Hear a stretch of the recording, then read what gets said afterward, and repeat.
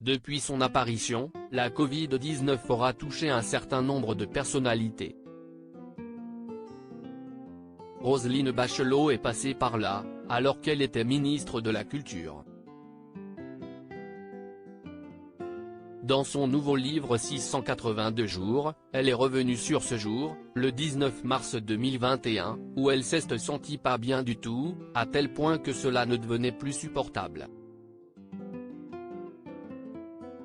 Il y a comme un éléphant qui marche sur ma poitrine, la fièvre bat mes tempes, les courbatures sont massives et douloureuses, se souvient-elle notamment dans son ouvrage, qui paraît ce jeudi 5 janvier 2023 aux éditions Plomb.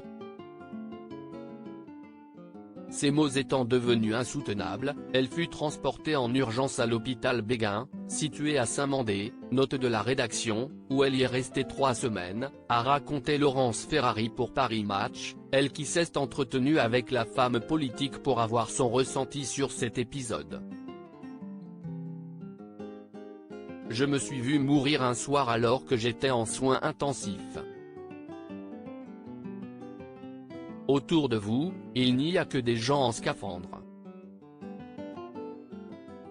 La famille n'a pas le droit de venir.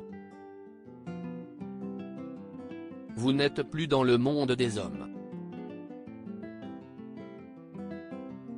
J'ai pensé, je vais partir seule, a notamment révélé Roselyne Bachelot à la journaliste, rappelant que tout comme elle, Elisabeth Borne a elle aussi été confrontée à une Covid-19 particulièrement difficile puisque l'actuelle première ministre avait également été hospitalisée. L'orgueil, ça aide parfois mais l'ami de Jean Castex est finalement parvenu à se sortir de cette situation délicate, notamment grâce à sa force de caractère, j'ai eu un sursaut. Je me suis dit, dis donc Roselyne, tu ne vas pas laisser tomber. L'orgueil, ça aide parfois. Des confidences inédites de la part de la mère de Pierre, née le 16 décembre 1969 de son mariage avec Jacques Bachelot 1 an plus tôt. Un fils qu'elle n'évoque d'ailleurs que très rarement en interview, mais elle faisait une exception cet été sur le plateau de l'émission Chez Jordan diffusée sur le site de Télé Loisirs. Elle s'était notamment confiée sur les attaques que son fils avait pu subir lorsqu'il était enfant, à cause de sa notoriété. Est-ce que j'ai le droit d'imposer à mes proches le fait d'être moqué dans une cour de récréation, d'être attaqué par des professeurs?